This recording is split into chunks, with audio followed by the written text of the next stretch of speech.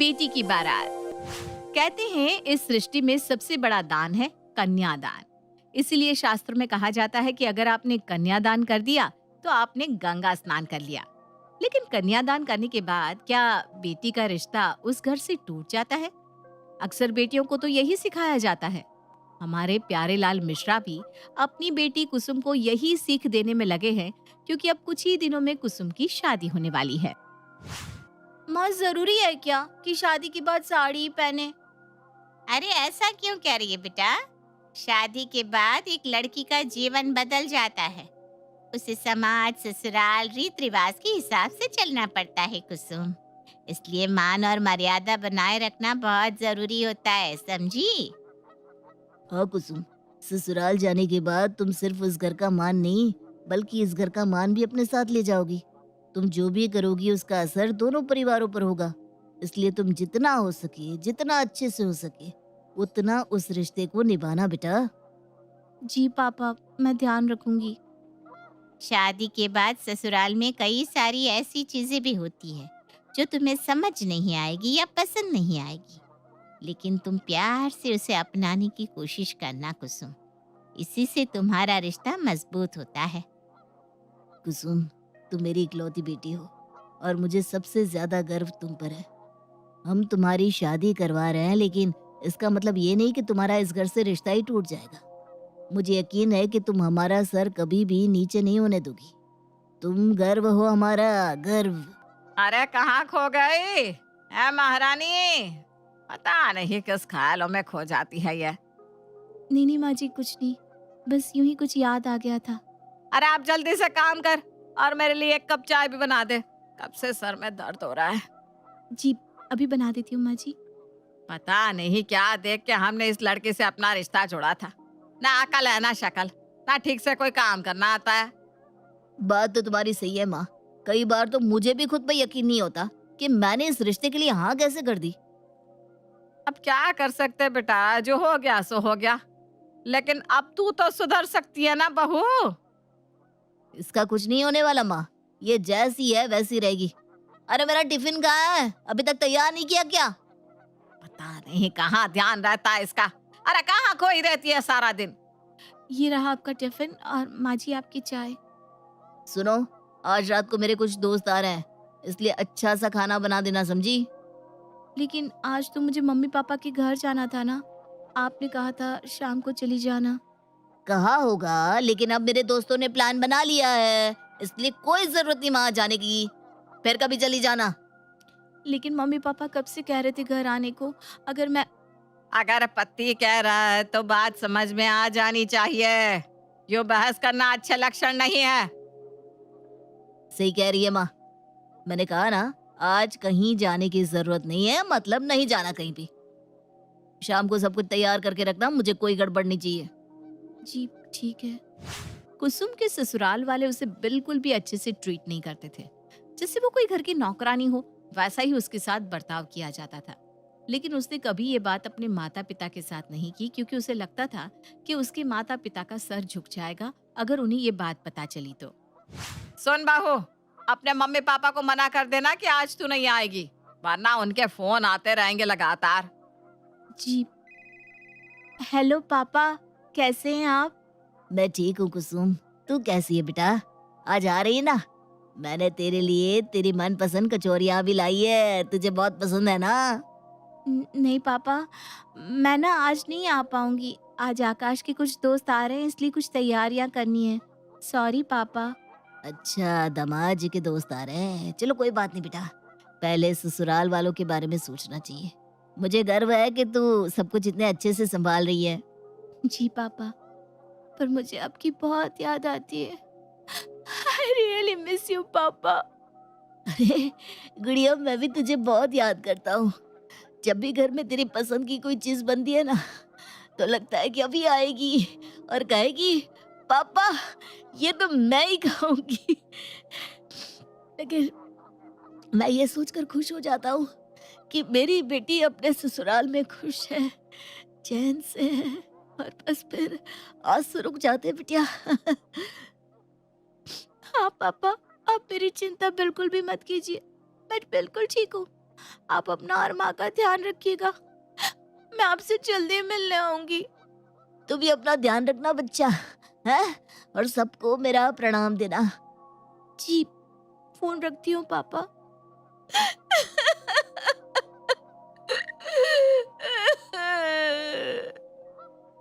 पापा, मुझे आपकी बहुत याद आती है। मैं यहाँ बिल्कुल भी खुश नहीं। मुझे यहाँ कोई प्यार नहीं करता। कई बार दिल करता है आपके पास चली आऊं, लेकिन मैं आपका सर नहीं झुकाना चाहती। I really miss you, पापा। अरे ऊपर कमरे से नीचे उतरने के लिए अब निमंत्रण भेजू क्या? अरे क्या कर रही है इतनी देर से ऊपर? बस आ रही हूँ माँ जी। कुसुम के साथ जो भी हो रहा था वो अपने माता पिता से इस बारे में कुछ भी नहीं कहती थी।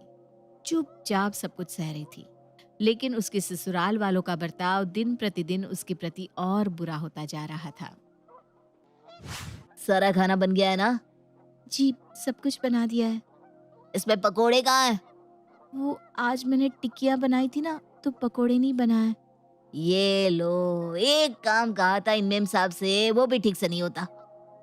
पर और भी बहुत कुछ बनाया है आप। लेकिन पकोड़े क्यों नहीं बनाए? और ऊपर से मुझसे जुबान लड़ा रही हो। अरे जाने देना आकाश, इतना सब तो बनाया है भाभी ने। हाँ छोड़ दे, पकोड़े नहीं है तो क्या हुआ, बहुत कुछ है यहाँ। नहीं नहीं, इन औरतों को सीधी तरह से बात समझ में नहीं आती, और ऊपर से पति से जुबान लड़ाना खूब आता है। आप बैठिए, मैं अभी बना देती हूँ। अब क्या फायदा है? अब मेरा पूरा मूड ही खराब कर दिया तुमने। कभी कभी तो सोचता हूँ क्यों कर ली मैंने तुमसे शादी।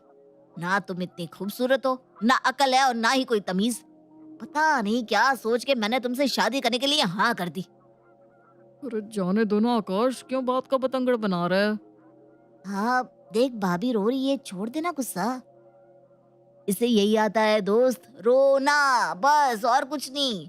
कुछ कहा नहीं और मैडम के आंसू टप टप टपकने लग जाते हैं। एक तो गलती करती है, ऊपर से सबके सामने रोने लग जाती है। अरे क्या इज्जत रह जाएगी मेरे दोस्तों के सामने? अरे छोड़ दे बेटा, इसका तो रोज का है। तू क्यों अपना मूड खराब कर रहा है? देख, कर दिया ना मेरे बेटे का दिन खराब। कितना खुश था अपने दोस्तों के आने से। रो के मनहूसियत तो मत फैला पूरे घर में। हम चलते हैं आकाश। देखा, तुम्हारी वजह से हमारा पूरा प्लान खराब कर दिया। कुछ कहा नहीं और गंगा जमुना बहने लगती है। अब तो पड़ गया ना चैन तुम्हें? मेरे बेटे की पार्टी खराब कर दी। अरे क्यों करती हो तुम ऐसा? मैं जानता हूँ, आज तुम्हें मैंने अपने मम्मी पापा के घर जाने नहीं दिया, इसलिए ये बदला लिया, इसलिए मेरा दिन खराब किया। ऐसा कुछ नहीं है, मैंने तो कितना कुछ बनाया था आपके लिए। मेरा कोई इरादा नहीं था आपकी पार्टी खराब करने का, सच में। चुप कर। अब सब कुछ खराब करने के बाद कह रही है मैंने कुछ नहीं किया। तुम्हारी इन्हीं हरकतों से मैं तंग आ गया हूँ। मुझे तुमसे बात ही नहीं करनी। अब खुद ही मनाती रहो पार्टी, समझी? पता नहीं ये सब कब तक चलेगा। मैं जितनी कोशिश करती हूँ सब कुछ अच्छा करने की, उतना ही ये लोग मुझे गलत समझते हैं। पता नहीं मैं ऐसा क्या करूं कि मैं इन्हें पसंद आने लगूं। पापा प्लीज मुझे यहाँ नहीं रहना, प्लीज मुझे यहाँ से ले जाइए।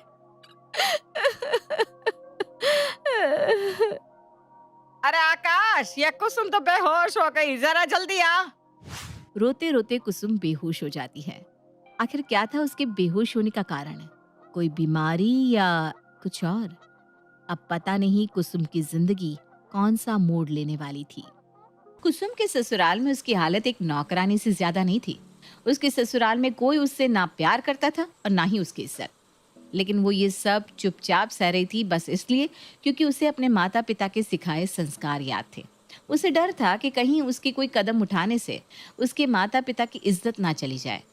कुसुम की कई बार बेइज्जती की जाती, उसे ताने मारे जाते, और आज तो उसके पति ने उसके दोस्तों के सामने खरी खोटी भी सुना दी, जिसके बाद रोते हुए कुसुम बेहोश हो गई।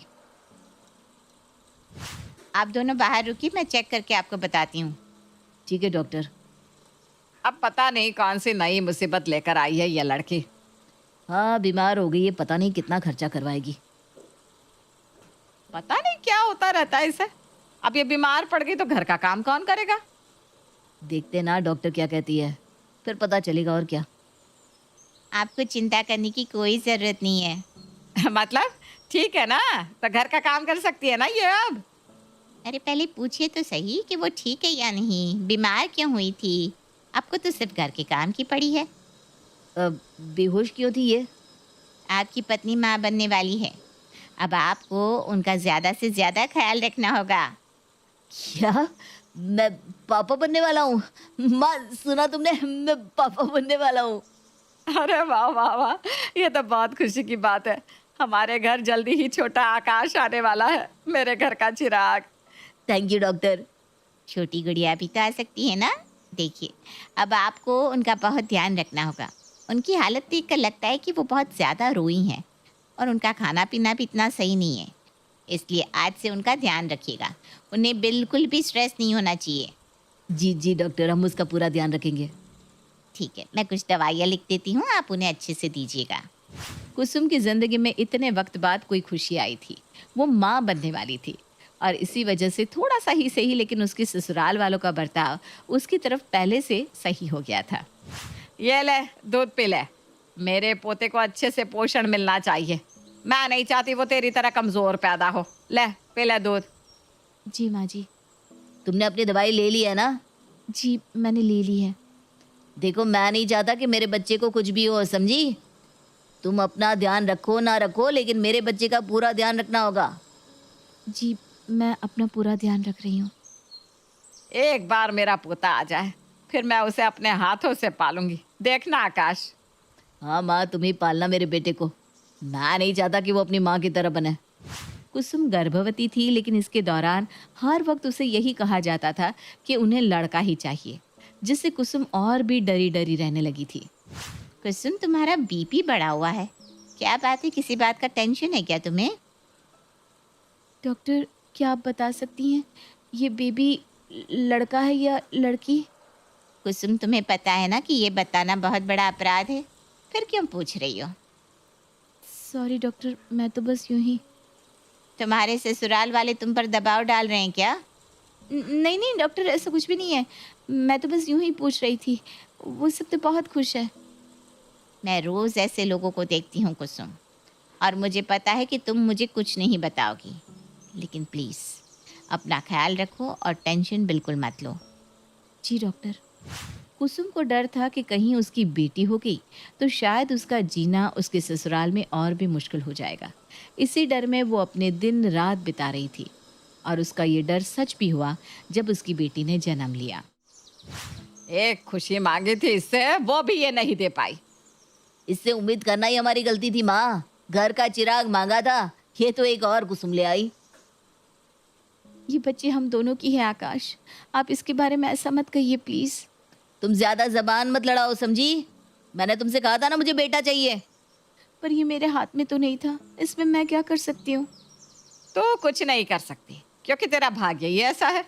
जब से शादी करके आई है तब से हमारे सर पर बोझ बनी हुई है, और अब तो इसकी बेटी भी आ गई। आकाश, आप तो समझिए, ये आपकी बेटी है, आपका खून है। आप ऐसा कैसे बोल सकते हैं अपनी बेटी के बारे में? ये तुम्हारी बच्ची है, तुम ही पालो इसे। मेरी बेटी है, लेकिन मेरा मन बेटे को पाने का था। आप लोग ऐसा कैसे सोच सकते हैं? ये आपके घर का खून है, जरा सा तो प्यार दिखाइए।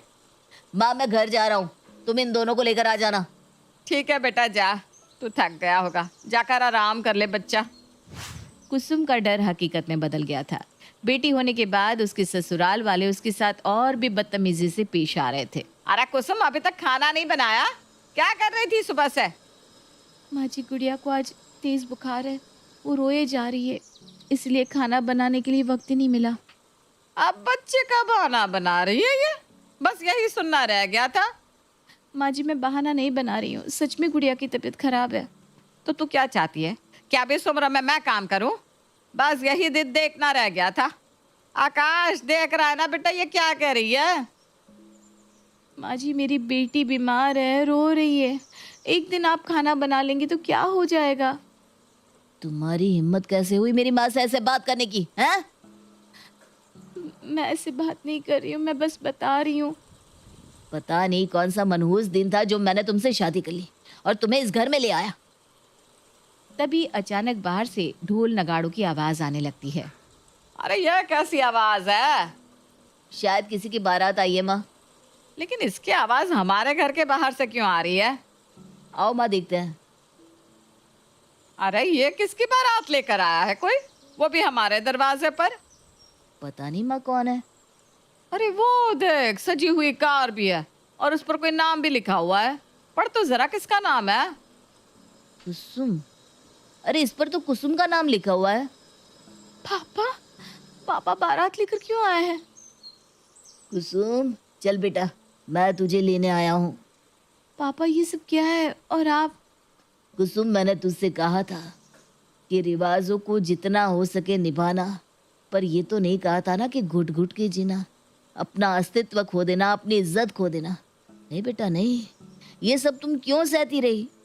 पापा, आपको ये सब कैसे? गुड़िया के जन्म होने पर मैं और तुम्हारी माँ तुम्हें हॉस्पिटल मिलने आए थे। तभी हमने बाहर खड़े होकर इन माँ बेटों की बातें सुन ली थी। पर मैं तुझे रो धोकर नहीं, बल्कि धूमधाम से इस नरक से ले जाना चाहता था। इसलिए बेटी, ये रही तेरी बारात। मैं तुझे यहाँ से शान से ले जाऊंगा। आपको कोई शर्म भरम है भी या नहीं है? समाज की कोई चिंता नहीं है? शर्म की बात आप ना करें तो बेहतर होगा बहन जी। आपने किसी की भूल सी बेटी को नौकरों से भी बदतर तरीके से रखा है। प्यार के नाम पर बस उसे ताने दिए हैं और आप शर्म की बात कर रही हैं। और रही बात समाज की, तो आज इस पूरे समाज के सामने मैं कहता हूँ कि मेरी बेटी मुझ पर बोझ नहीं है, मेरा गर्व है। और आप जैसे लोगों की वजह से ही बेटियां घुट घुट के जीती हैं। इसलिए ऐसे लोगों को तो समाज में किसी को भी अपनी बेटी नहीं देनी चाहिए। आप पूरी जिंदगी अपनी बेटी को संभालेंगी क्या ससुर जी? बेटा, मेरी बेटी आत्मनिर्भर है। वो अपना और अपनी बेटी का ख्याल खुद रख सकती है। उसे किसी के भी ऊपर आधार रखने की कोई ज़रूरत नहीं है। तुम्हारा दुर्भाग्य है कि तुमने अपनी बेटी को नहीं अपनाया। तुम्हें पता ही नहीं कि बेटियां चीज़ क्या होती है। वो एक पिता का गर्व होती है। इसलिए आज से मेरी बेटी यहाँ नहीं रहेगी। मैं उसे पूरे धूमधाम से बैंड बाजा बारात के साथ यहाँ से ले जाऊंगा। बजाओ बैंड। चल बेटा। पूरा मोहल्ला प्यारेलाल के लिए तालियां बजाता है और प्यारेलाल पूरे मान के साथ अपनी बेटी को वहां से ले जाता है। हमारे समाज में कितने लोग होंगे जो प्यारेलाल की तरह सोच रखते होंगे? अगर ऐसे पिता हर किसी की बेटी के हो तो कोई भी बेटी अपने ससुराल में घुट घुट के नहीं रहेगी। बेटियां बोझ नहीं, बरकत है।